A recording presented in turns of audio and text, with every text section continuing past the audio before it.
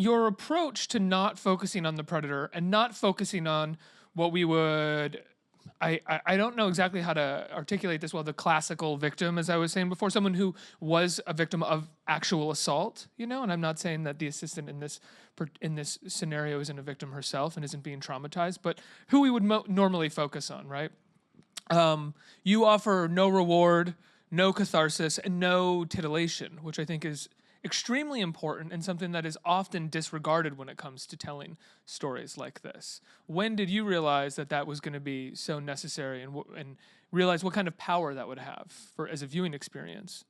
Ooh, I'm not sure. There's a point after I spoke to a lot of people and did a lot of research, and you realize how the behaviors like this were allowed to continue for so long because no one was there. We didn't have the avenues or spaces to speak up about misconduct back like a few years ago, only 2 or 3 years ago that was the case. I fear we still barely do. Exactly. But I feel like we're getting better, and it is getting easier to speak up once you see something that makes you uncomfortable. There are avenues and there are people you can reach out to, but back then there was nothing.